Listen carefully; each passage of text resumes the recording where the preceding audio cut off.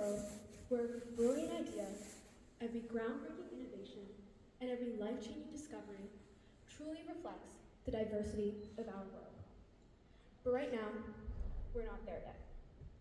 Hi, my name is Yashica Papineni, and I'm a sophomore here at River Hill High School. And I'm also the software lead of an all-girls robotics team. Through my experiences, I've seen the challenges women face in STEM, but I've also seen the power of inclusivity and change. So today, I want to take the time to talk about the gender gap in STEM, why it exists, why it matters, and what we as a community can do about it. So let's start out with the simple facts. Less than 1/3 of STEM students are women. I am currently taking AP Computer Science A here at River Hill, and in my class of 20 individuals, I am one of only 4 girls. So I can tell you from personal experience that this gap is very real, and it definitely still does exist. But what's discouraging girls from not pursuing STEM? It's not their lack of ability or skills, but it's their environment stacked up against them. From a young age, girls already start to believe that math and science are for the boys.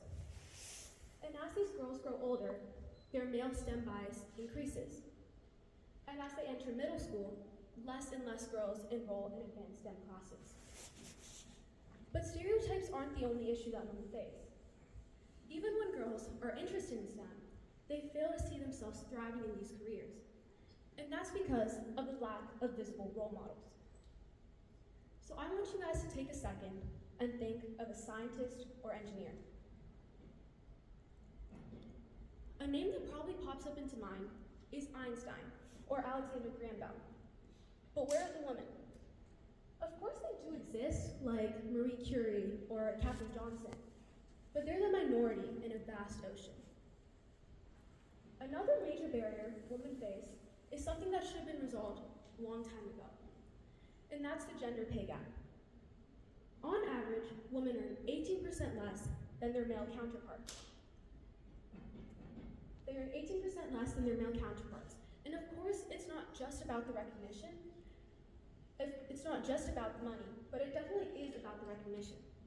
It's really discouraging to know that you're putting in the same amount of effort, if not more, than the person next to you, but you're still being recognized and being paid less than them.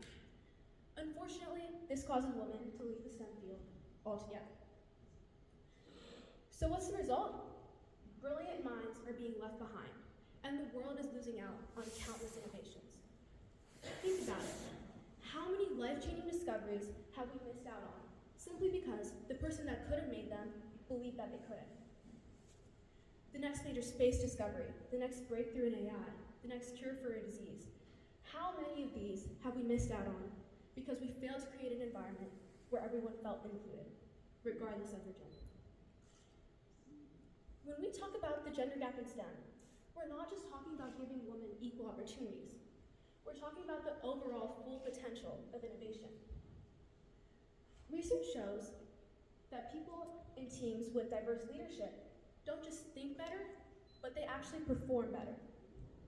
And women involved in these teams are 3.2 times more likely to have stronger outcomes in a STEM activity, and 1.9 times more likely to have stronger outcomes in STEM careers.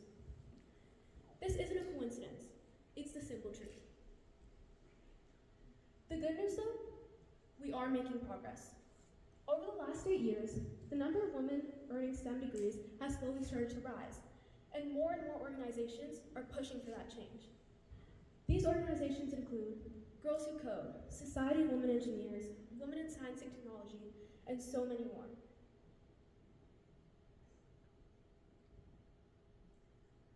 I've witnessed this change firsthand through my all-girls robotics team. When I first joined the team, I didn't just find, a team. I found a group of brilliant young girls who all shared the same passions and values as I did. And this boosted my confidence, and it also is what encouraged me to stay and stick with STEM. But not everyone is as lucky as I am. Progress isn't the same as success, and there's still so many more things that need to change. One of these is early STEM education. We need to encourage young girls to pursue STEM before they can even get that chance to doubt themselves. This means we need to include more STEM-based activities in elementary schools so that engineering and coding is just as common as reading and writing. We need to create inclusive workspaces. Even when women enter STEM careers, it's hard for them to stay without feeling discouraged. And this is because of pay disparities, lack of promotions, and simply workplace cultures that are making them feel like they don't belong. Companies need to implement equal pay policies and actively recruit women for leadership roles. Another thing that needs to change is arguably the most important, and that's more funding and scholarships. As you get more and more advanced training and you get more and more technical, it starts to get very expensive. Financial barriers should never be the reason a young aspiring STEM professional decides to give up. Remember, the gender gap in STEM isn't a natural phenomenon. It's a man-made problem, but that means we can fix it. And I say we, because we as in people in this room, we can make a difference. How, you may ask? The answer's simple. Empower, educate, advocate. Empower. Mentor young girls. If you're already involved in the STEM field, be a mentor for a young girl. Be that guiding star for her. Be the reason that she decides to stick with and pursue STEM. Educate. Challenge stereotypes. It starts with the simple things. Whether that means you're simply encouraging the young girls around you, or you're challenging biases whenever you see them. It's the small things that matter. Advocate. Support women in STEM organizations. There are so many organizations out there that are pushing for that change. They already took that first step. But they need our time, support, and funding. So volunteer at these organizations.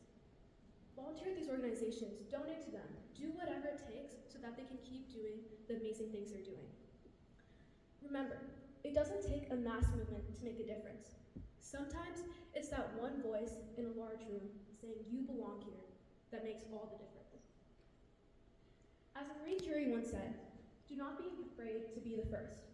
And she wasn't. She went on to be the first woman to win a Nobel Peace Prize, and then she went and did it all over again. But I don't want her story to be the exception. I want her story to be the expectation. And we can build that expectation together. So my challenge for you is this. Be a part of the change. Whether that means you're mentoring, supporting, or simply encouraging the young girls around you. Your actions matter. The next software developer, engineer, scientist could be sitting in the room right next to you. STEM is for everyone. And when we break barriers, we build a better future for all of us. Thank you, and happy Women's Day.